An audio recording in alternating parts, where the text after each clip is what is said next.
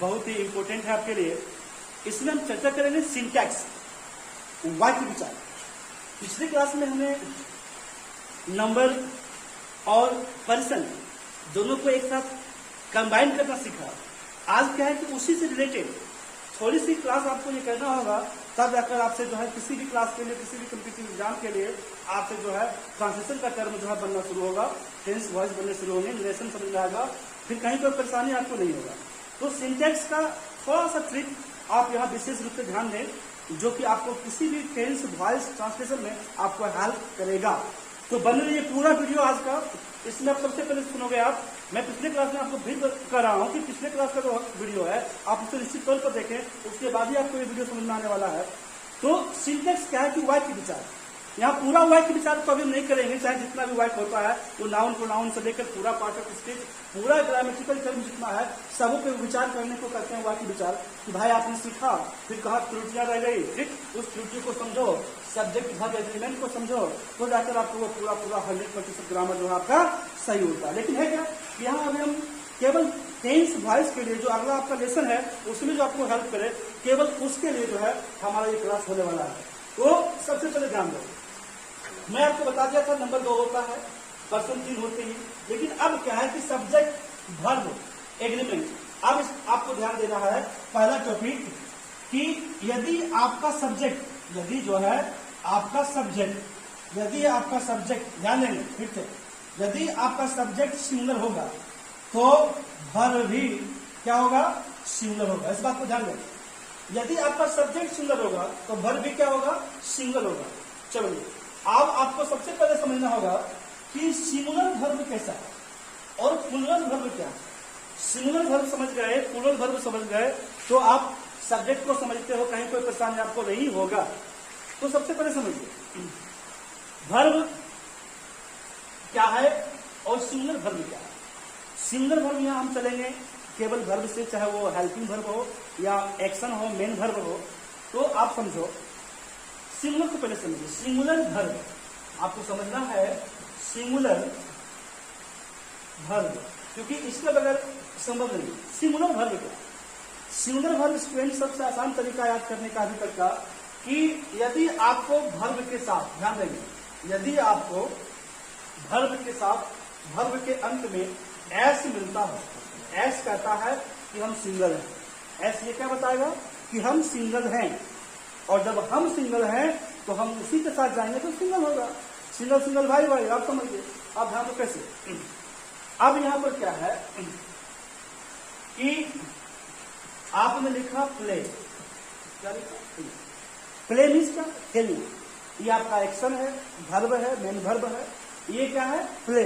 यदि इस प्ले के अंत में आपको मिलता है क्या, वर्ब प्लस एस, एस मिलेगा, क्या मिलेगा, एस, तो जाहिर सी बात है ये वर्ब क्या हो गया, एस फॉर सिंगल, सिंगुलर क्या हो गया, सिंगुलर। ध्यान देंगे ये एस क्या बताया, सिंगुलर।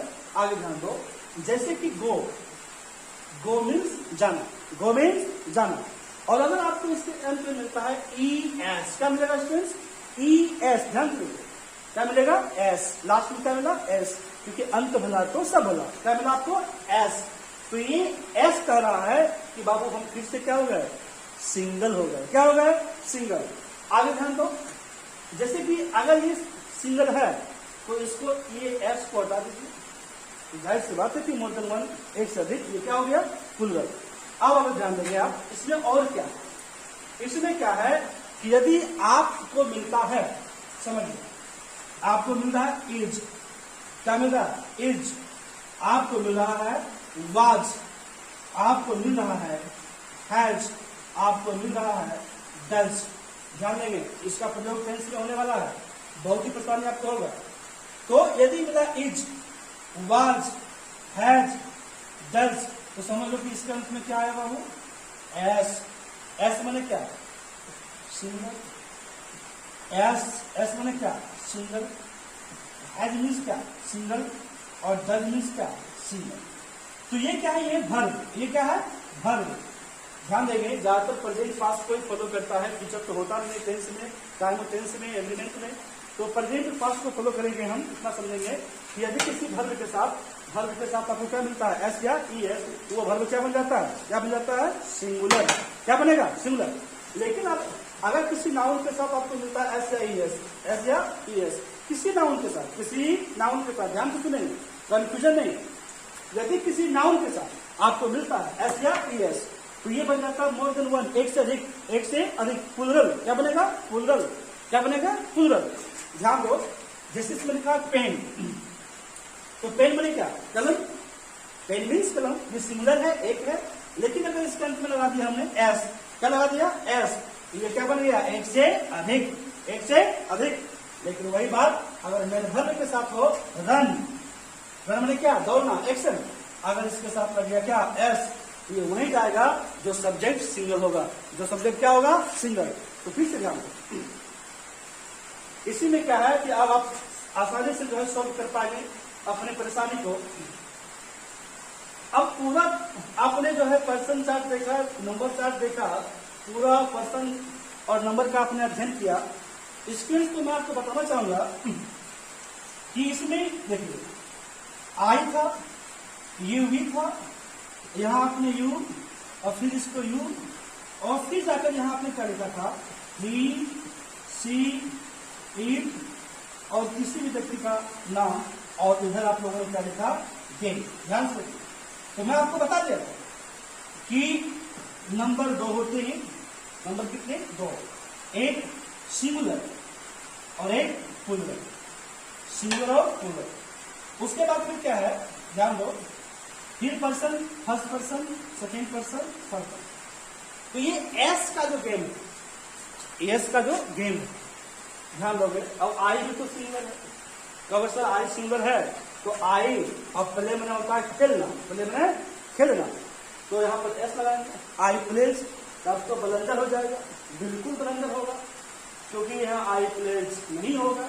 ध्यान दो, तो यहाँ होगा क्या, यहां आपको समझना होगा इस तरीके से कि पूरा फर्स्ट पर्सन, सेकेंड पर्सन, इसके साथ ध्यान से सुनो, फर्स्ट पर्सन, सेकेंड पर्सन के साथ ये फॉर्मूला लागू नहीं होता है। ऊपर से ही हर पर्सन प्लुरल नंबर जो है, प्लुरल नंबर दे के साथ ये फॉर्मूला लागू नहीं होता है। ये केवल और केवल एस अप्लाई होता है जो अकेला होता है, जो क्या होता है, अकेला। अब नाम ले लो, राम,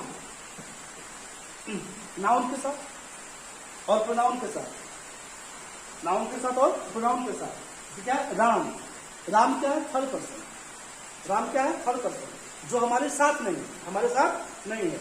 जब हमारे साथ नहीं है, ना वो बोल रहा है, ना वो सुन रहा है, साथ में है ही नहीं, कोई वर्क ही नहीं कर रहा है, तो सिंपल समझिए कि ये क्या है बाबू, ये है सिंगुलर। ये क्या है, सिंगुलर। तो ये जब सिंगुलर है तो इसके साथ आने वाला वर्ब भी क्या होगा, सिंगुलर। ध्यान दोगे, यहाँ पे इज ऑनेस्ट, इज ऑनेस्ट एक क्वेश्चन। दूसरा आर ऑनेस्ट, आर ऑनेस्ट। तो आप समझ गए, राम का है सिंगुलर, सब्जेक्ट क्या हुआ, सिंगुलर, सब्जेक्ट सिंगुलर तो वर्ब भी सिंगुलर, सब्जेक्ट प्लुरल तो वर्ब भी प्लुरल होगा ना। तो राम क्या बाबू, राम सब्जेक्ट जो है ये क्या है, सिंगुलर, क्योंकि ये ना तो हमारे साथ है, ना बोलते समय ना सुनते समय, ये सभा में उपस्थित था ही नहीं, बस इसको जो है सिंगुलर हम लोग बन, वो अकेला है बेचारा, जहां भटक रहा होगा, साथी रहता तो साथ में रहता, ध्यान दो। तब क्या है, ऐसे में इसके साथ क्या लगा, एस। यदि वर्ब के साथ अंत में आपको मिलता है एस, ये क्या हुआ, सिंगुलर। तो सब्जेक्ट सिंगुलर तो वर्ब भी singular, everything will be singular. ये सेंटेंस क्या है, सही। और यहाँ राम के साथ क्या लगा, आर, तो आर क्या हो गया, प्लुरल, ये बिल्कुल क्या हो गया, गलत। तो आगे हम लोग ध्यान देंगे सब्जेक्ट वर्ब और एग्रीमेंट, जो कि आपको पूरा पूरा क्लास में हेल्प करेगा। जितनी भी ग्रामेटिकल टर्म है या किसी भी कॉम्पिटिटिव एग्जाम में, किसी भी क्लास के लिए बहुत ही इंपॉर्टेंट है ये छोटा सा टॉपिक, छोटा सा ट्रिक। उसके बाद क्या था कि यदि आपको याद रखना है कि सब्जेक्ट प्लुरल तो वर्ब भी क्या होगा, प्लुरल। पॉइंट यहाँ लिखा गया है, सब्जेक्ट सिंगुलर तो वर्ब भी सिंगुलर। ध्यान दो, अब यहां पर है कि ही प्लेड, और यहां लिखा है ही प्लेज। तो मुझे बताइए कौन सा, ही प्ले या ही प्लेज। तो मैंने आपको क्या कहा कि सब्जेक्ट सिंगुलर तो वर्ब भी सिंगुलर, तो यहाँ पर आप देख रहे हो कि इसमें इसके अंत में वर्ब के अंत में क्या चाहिए, एस चाहिए। तो यहाँ एस है क्या, नहीं है, ये क्या हो गया, गलत। अब ये क्या है, ये सब्जेक्ट सिंगुलर, तो वर्ब भी क्या होगा, सिंगुलर। अब वर्ब सिंगुलर होगा जिसके अंत में क्या मिलेगा, एस। ये क्या हुआ आपका पूरा पूरा जो है सही हुआ। आगे ध्यान देंगे आप, ये आपको हेल्प करेगा आगे क्लास में, नेक्स्ट क्लास में आपको बहुत ही हेल्प मिलने वाला है इस वीडियो से, इस क्लास से। अब देखिए रानी हैज या हैव, ध्यान देंगे रानी हैज या हैव रिटन, बिना परेशानी का आसान तरीके से इंग्लिश ग्रामर, इंग्लिश लिटरेचर आप सीखेंगे। बस हमारे क्लास में बने रहिए जरूर।